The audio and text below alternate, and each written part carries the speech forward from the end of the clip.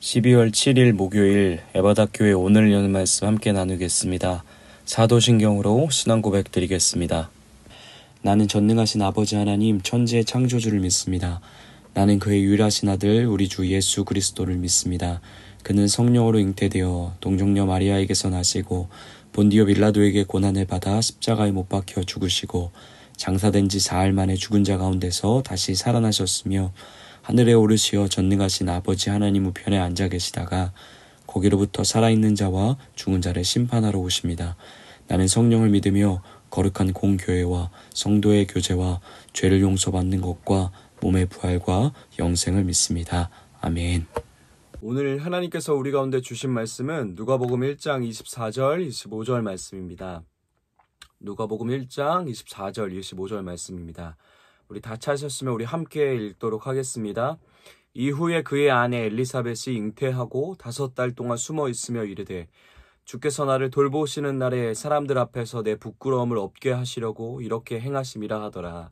아멘. 우리는 화요일부터 누가복음에 나타난 세례 요한의 탄생 배경에 대해서 계속 나눠보고 있는데요. 누가복음은 위대한 하나님 나라의 구원의 이야기를 시작하면서 가장 먼저 세례 요한의 탄생 이야기로 그 첫 문을 열고 있습니다. 구약에서 약속하셨던 대로 특별히 말라기에서 두드러지게 나타나고 있죠. 메시아이신 예수님이 오시기 전에 주님 오실 길을 예비하던 세례 요한의 탄생에 대한 이야기를 우리 가운데 들려주면서 말씀을 대하는 우리 모두가 하나님이 얼마나 신실하시고 하나님은 약속하신 말씀대로 약속하신 말씀대로 반드시 이루시는지를 깨닫도록 경험하도록 하는 것이죠. 하나님께서는 예수님이 오신 뿐만 아니라 주님 오실 길을 예비해야 했던 세례 요한 또한 예적부터 철저하게 준비하고 계획하셨습니다. 또한 예수님뿐만 아니라 세례 요한뿐만 아니라 우리의 모든 삶도 예적부터 계획하시고 그 계획에 따라 우리를 오늘 이 자리에 있게 하신 것이죠. 그리고 그 모든 계획에 따라 마침내 그 놀라운 구원의 큰 계획을 오랜 시간 동안 하나님이 우리를 버리신 것 같은 긴 암흑기를 보내던 이스라엘에게 또 세상에게 다시 한번 펼쳐 보이실 날이 된 것이죠. 참 가슴 벅차고 감격이 몰려오는 일이 아닐 수 없는 것 같습니다. 하나님이 우리를 버리신 줄만 알았는데 하나님이 우리에게 멀리 떠나버리신 줄만 알았는데 우리를 향해 약속하셨던 그 약속이 그냥 취소된 줄만 알았는데 하나님은 여전히 신실히 그 약속대로 모든 역사를 이루어가고 계셨던 거죠. 이 하나님의 온 세상을 향한 위대한 사랑 이야기, 온 인류를 구원하시기 위한 하나님의 위대한 구원 이야기를 누가복음은 계속해서 우리 가운데 들려줄 것입니다. 그런데 이 위대한 하나님의 이야기를 시작하면서 세상의 중심에 있던 사람들의 요란하고 화려했던 이야기가 아니라 매우 평범하게 하나님이 주셨던 자리를 묵묵히 지켜내던 한 사람, 그러나 오랜 시간 동안 고통의 문제를 가지고 아픔 시간들을 보내고 있던 한 여인의 이야기를 통해서 그 위대한 구원의 이야기를 열어가고 있는 것이죠. 그 부부의 이야기를 우리는 어제 오늘을 여는 말씀을 통해 듣게 되었습니다. 그들은 세례 요한의 부모님이었던 제사장 사가랴와 그 아내였던 엘리사벳의 이야기였죠. 두 사람은 결코 하나님의 말씀대로 살아내기 쉽지 않았던 시대적인 상황 속에서도 하나님을 경외함으로 진실된 마음으로 주의 계명과 모든 규례를 지키며 살아갔던 사람들입니다. 그래서 말씀이 그들을 평가하기를 흠이 없는 의로운 사람이었다라고 조금 명예스러운 평가를 내려주고 있는데요. 그런데 그들의 영적인 부분에서는 이렇게 흠이 없을 줄 모르겠지만 하나님 앞에서는 진실된 사람이었기에 흠이 없는 평가를 받고 있지만 그들의 삶은 어떤 면에서는 큰 흠을 가지고 소유하고 있던 사람들이었습니다. 바로 그 흠이 자녀에 대한 문제를 가지고 있었던 거였는데요. 간절히 소망하고 소망했지만 그들에게는 자식이 없었고 그 기간이 오래도록 이어져서 이제 자녀를 낳을 수 있는 모든 기대와 소망도 그리고 물리적인 환경적인 부분들까지도 전부 닫힌 상황이었습니다. 그런데 생명을 잉태하지 못하는 문제는 한 가정 안에서의 문제로만 봐도 굉장히 힘들고 가슴 아픈 고통이었는데 당시 시대에서는 이 문제는 사회로부터 굉장히 따갑고 수치심을 느끼게 하는 시선을 받아야 하는 공동체적인 문제로까지 이어져 있었습니다. 우리가 어제 함께 말씀을 통해 들었던 것처럼 당시 문화에서 여인이 아이를 갖지 못하는 것은 굉장히 손가락질 당하는 수치스러운 일이었고, 또한 더욱더 가슴 아팠던 것은 이 아이를 갖지 못하는 이유가 신들에게 저주를 받은 죄인이기 때문이라고 생각했기 때문이죠. 성경은 엘리사벳에 대해 나이가 많이 들었다라고 정보를 이야기해주고 있는데, 그러니까 이 여인은 평생을 이런 세상의 따가운 시선을 가지고 살아야만 했던 거죠. 물론 우리가 구약의 성경을 보면 하나님의 심판의 결과로 생명을 잉태하지 못하는 경우도 나타납니다. 그러나 그와 별개로 어떤 하나님의 특별한 섭리로 인해서 아이를 잉태하지 못하는 사람들의 고통의 이야기를 만나게 되기도 하죠. 아브라함의 아내 사라, 그리고 이삭의 아내 리브가, 라헬, 그리고 사무엘의 어머니 한나, 그리고 삼손의 어머니가 그 대표적인 여인들이었는데요. 하나님 앞에 흠이 없던 의인으로 평가받았던 엘리사벳은 이런 하나님의 특별한 섭리에 의해 아이를 출생하지 못함을 경험하고 있었던 거죠. 그러나 하나님의 섭리이긴 했지만 그것을 온 삶으로 겪고 있는 이들에게는 굉장히 큰 고통과 아픔으로 다가오는 문제였을 겁니다. 이런 아내의 고통이자 또한 한 가족의 고통으로 고스란히 이어지던 그 문제를 안고 살았던 한 가족의 가장이었던 제사장 사가랴는 어느 날 은혜로 성소에 들어가 분향하는 시간을 보내게 됩니다. 그렇게 열심히 성소에서 하나님 앞에 분향하며 사역을 하던 시간 속에 우리가 함께 보았던 것처럼 갑자기 천사가 사가랴를 찾아오게 되죠. 그리고 그 가정 안에 아들을 주실 것을, 그리고 그 아들의 이름과 그리고 그 아들이 살아생전에 감당하게 될 위대한 사역까지도 아주 구체적으로 생생하게 말해주며 약속합니다. 그러나 아이를 갖기에는 자기 자신의 나이가 너무 많은 것과 여러 가지 자기의 상황과 환경을 봤을 때 결코 그 일이 일어나기에 불가능하다라고 판단했던 사가랴는 그 천사의 말을 믿지 못하게 됩니다. 참 이해해 가면서도 아이러니한 상황인 것 같습니다. 하나님을 경건하게 섬긴 연륜이 깊은 제사장 사가랴, 그리고 일평생 그 문제를 가지고 하나님 앞에 간절히 기도했었고, 그 사가랴는 자기의 이름의 뜻대로 하나님은 언제나 그 약속을 기억하시는 분임을 그는 알고 있었는데, 정작 하나님이 그 기도를 들어주시겠다라고 하셨지만 그는 믿지 못하고 있는 것이죠. 그로 인해서 천사는 하나님이 허락해 주시는 아들 요한이 태어나서 하나님이 말씀하신 모든 것이 이루어질 때까지 말을 못하게 될 것이라고 벌과 같은 약속의 징조를 사가랴에게 전해줍니다. 그렇게 천사와 신랑이 아닌 신랑이가 성소 안에서 일어나는 동안 꽤 많은 시간이 지났던 것 같습니다. 그로 인해 밖에서 기도하며 성소에 들어간 제사장이 나오기를 기다리던 사람들이 굉장히 노심초사하며 그곳을 바라보고 있었죠. 한참을 지나도 나오지 않는 사가랴를 걱정하며 초조함으로 기다리던 사람들 앞에 드디어 사가랴가 모습을 드러냈는데요. 그런데 조금 이상했습니다. 원래대로라면, 율법대로라면 제사장 사가랴는 성소에 들어갔다 나와서 밖에서 기도하는 사람들을 향해서 오늘날로 말하면 축도를 해줘야 했는데 그 사가랴가 전혀 아무 말도 하지 못하고 있는 것이죠. 그리고 조금 이상한 몸짓을 하면서 자기에게 허락된 천사와의 만남을 사람들에게 표현해 보지만 사람들은 그가 환상을 보았다는 것만 추측할 뿐 그 모든 약속의 내용은 어떤 누구도 알지 못하고 오직 사가랴 자신만 알게 되었습니다.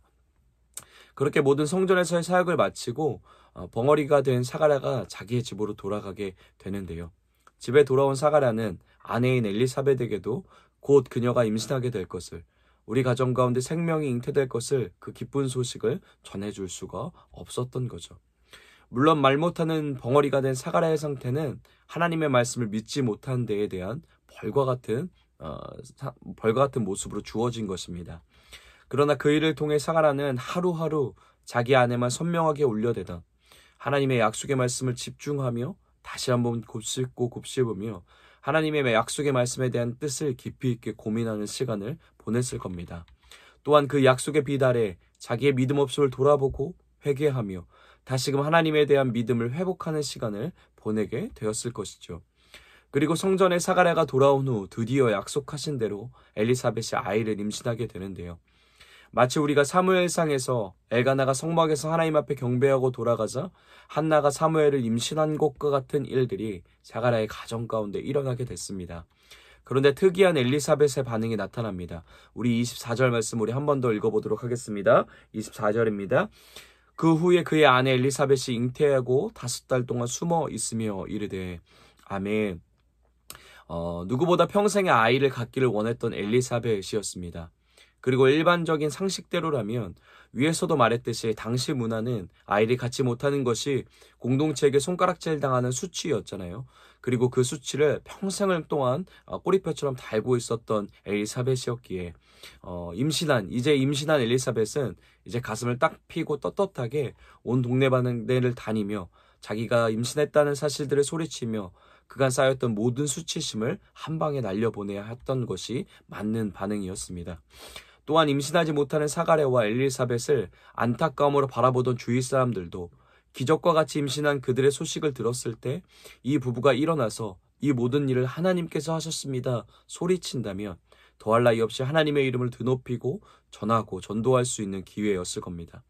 그런데 엘리사벳은 그렇게 하지 않고 아이를 임신하자마자 5개월간 오늘날로 말하면 잠수를 타 자발적으로 외로움을 경험하는 아무도 없는 곳으로 숨어 지냈던 거죠. 그리고 그는 그 고요함 속에서 머물면서 하나님 앞에 끊임없이 이러한 고백을 올려드렸습니다.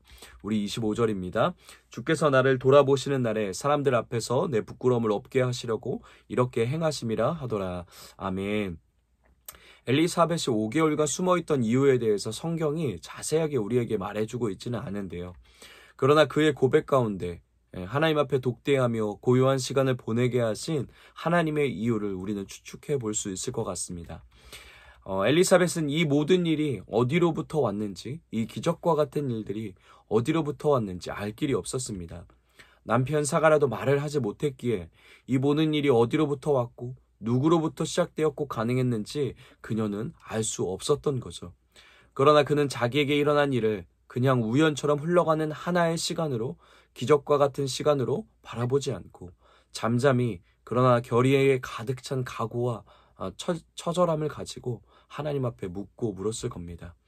그리고 마침내 그 자리에서 이 모든 일들이 하나님의 돌보심의 손이 이뤄낸 결과임을 알게 되고 25절의 고백처럼 이 모든 것이 우리를 돌보시는 하나님의 손으로부터 시작된 은혜입니다 라고 고백하며 찬양을 올려드릴 수 있게 된 것이죠. 내게 일어나는 기적과 같은 일들 뿐만 아니라 내 삶 속에 자연스럽게 흘러가는 지극히 일상적인 것들까지도 모두 우리를 향한 하나님의 사랑의 돌봄이 이뤄낸 것이고 그분의 인도가 가능하게 했음을 그는 고요한 하나님 앞에서의 시간 안에서 깨닫게 된 것이죠. 그렇기에 모든 것이 하나님으로부터 은혜로 주어졌기에 그토록 원했던 아들 세례 요한, 그리고 마침내 기적과 같이 나에게 찾아와준 너무너무 소중한 세례 요한이지만 광야에 외치는 자의 소리로 그 아들이 걸어갈 수 있도록 기꺼이 내어드릴 수 있게 되었을 겁니다. 노년의 기적과 같이 얻은 아들인데 세례 요한의 삶을 보면 어떤 부모가 그 자식을 그러한 삶을 살아가도록 용납하고 쉽사리 드릴 수 있겠습니까? 그러나 사가랴의 말 못하는 시간을 통해 그 안에 깊이 있게 뿌리내린 약속의 말씀에 대한 믿음이 고요함 속에 하나님 앞에 끈질기게 독대하며 경험했던 엘리사벳 안에 주님의 돌보심에 대한 확신이 이 내어드림을 가능하게 할 수 있었던 거죠.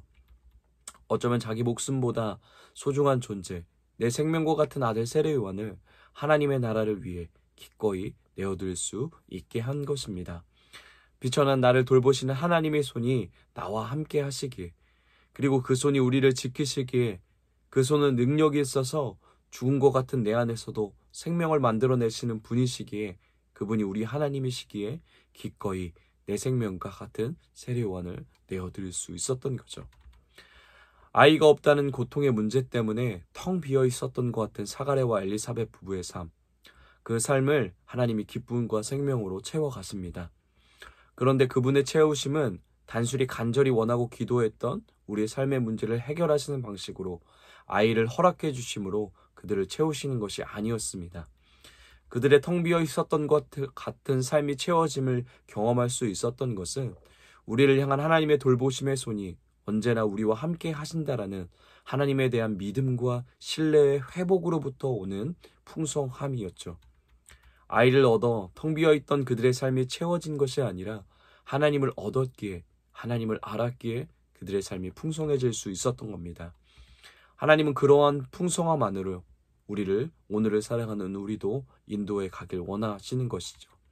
사랑하는 에바다 공동체 여러분, 하나님의 구원의 큰 그림에서 보면 사가랴와 엘리사벳 부부는 어떤 면에서 보면 조연과 같은 사람들입니다. 하나님의 위대한 구원의 이야기에서 세례 요한을 등장시키고, 그래서 주님 오실 길을 예배하게 하시고, 그리고 그 길을 따라 메시아가 오게 하는 주연들 사이에서 잠깐 있다 사라지는 작은 역할의 조연들처럼 보이기도 합니다. 그러나 하나님은 우리를 그렇게 대하지 않으십니다.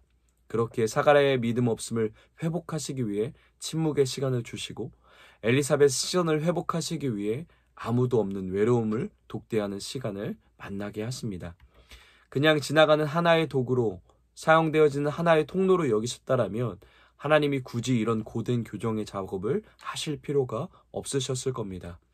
그냥 그들이 믿던 믿지 않던 그들 안에 세례 요한만 탄생하게 하면 되었을 거니까요. 그러나 그렇게 우리를 대하지 않으시기에 우리 모두가 진정한 신뢰와 믿음으로 하나님과 동행하도록, 하나님의 나라에 참여하도록 하시기 위해 사랑으로 교정하시는데 온 힘을 다하시고 찾아오시는 것이죠. 일보다는 하나님과의 관계가 중요함을, 이뤄내는 결과물보다는 하나님과 함께 걸어가는 과정이 더 중요함을, 진짜 우리와 함께하길 원하시는 하나님의 마음을 깨달아서 우리가 진정으로 기쁨과 감격으로 하나님께서 맡겨주신 일들을 조연의 역할일지라도 기쁨으로 충성되게 감당하게 하십니다.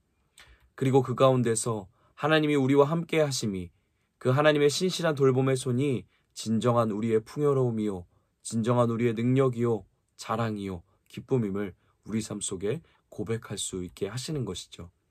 그 풍요로움을 우리 안에 간직할 때, 하나님으로부터만 오는 풍요로움을 간직할 때 세상의 기준 안에서 보면 우리는 텅 비어있는 인생 같고 고통의 문제들을 가졌고 여전히 부족의 인생을 살고 있지만, 그 안에서도 우리를 돌보시는 주님 때문에 우리는 25절과 같이 찬양하는 인생이 될 수 있을 겁니다. 오늘도 우리 삶을 신실히 돌보시는 하나님의 손을 느낄 수 있는 하루 되길 소망합니다. 말씀을 통해서, 기도를 통해서, 찬양을 통해서, 그리고 우리가 살아내는 모든 삶의 걸음걸음마다 우리의 삶을 신실히 돌보시는 하나님의 손의 온기가 우리의 삶을, 또 우리의 가정을, 우리의 일터를, 그리고 여러분들의 모든 거하는 곳들을 가득 채우시게 다시 한번 예수님의 이름으로 축복합니다. 우리 말씀을 기억하며 이렇게 함께 기도하겠습니다. 우리의 모든 것이 하나님의 돌보심의 손 위에 있다는 사실을 믿음과 확신으로 바라보며 그 안에서 평안을 경험하는 하루 되게 하여 주시옵소서라고 우리 함께 같이 기도하겠습니다. 또 우리 대림절을 보내는 우리의 기도를 기억하며, 사랑하는 하나님, 누구가 그리스도의 형상으로 온전케 되기를 믿음으로 품고 기다리게 하소서. 우리 기도 제목을 가지고 계속해서 우리가 기도하는 그 사람이 온전한 하나님의 형상으로 회복되기를 바라며 우리 간절하게 기도하도록 하겠습니다. 우리 가정을 위해서는 우리 가정 안에 있는 고통의 문제 때문에 하나님을 원망하지 않고 신뢰함으로 기도할 수 있는 가정 되게 하여 주옵소서라고 기도하겠습니다. 교회를 위해서는 모든 것이 하나님의 돌보심의 은혜 안에 있음을 더욱 굳건하게 믿고 나아가는 교회 되게 하여 주옵소서라고 우리 교회를 위해 기도하겠습니다. 나라와 열방을 위해서는 삶의 고통의 문제로 신음하고 있는 세계 각국의 사람들에게 살롬과 위로의 예수님의 사랑을 경험할 수 있게 하여 주옵소서라고 우리 나라와 열방을 위해서 함께 기도하겠습니다. 우리 오늘 공동체 기도는 우리 승정희 집사님을 위해서 우리 함께 같이 기도하겠습니다. 개인의 기도 제목, 맡겨진 일들을 잘 감당하도록, 신앙의 자리를 잘 지켜갈 수 있도록, 영분별함과 모든 일에 있어서 지혜롭게 대처할 수 있도록. 우리 가정을 위한 기도 제목은 아이들이 믿음을 잘 지켜갈 수 있도록, 가족들이 주님이 주시는 힘으로 건강하게 삶의 자리에서 최선을 다해 살아갈 수 있도록, 가족 간에 서로 신뢰하며 존경과 존중이 바탕이 되는 가정이 세워지도록. 삶의 현장을 위한 기도 제목은 하나님 아버지의 마음을 품고 일터에서 마음을 다해 일할 수 있도록, 그래서 하나님이 함께 하심을 하나님을 믿는 믿음의 사람으로 하나님을 삶으로 전할 수 있도록. 교회를 위한 기도 제목, 하나님께서 함께 하심을, 또 하나님의 사랑을 실천으로 보여지는 교회, 믿음의 공동체로서 서로의 신앙이 잘 자라갈 수 있도록 서로 돌아보며 도와주며 함께 세워가는 교회. 사회와 나라와 온 세계를 위한 기도 제목은 하나님의 사랑이 사회와 우리나라에 가득하기를, 평안하기를, 전쟁이 없기를, 온 세계 위에 하나님의 사랑이 가득하기를. 우리 이러한 기도 제목을 갖고 계신데 우리 승경이 집사님을 오늘 하루 기억하시면서 우리 간절함으로 축복하며 우리 마음껏 축복하며 우리 기도하도록 하겠습니다. 또 우리 각자에게 주신 기도 제목, 또 우리 교회와 우리 공동체와 또 나라와 열방을 위한 기도 제목, 하나님의 마음으로 함께 간절하게 기도하시고 각자의 자리에서 주기도문으로 모든 예배 마치도록 하겠습니다.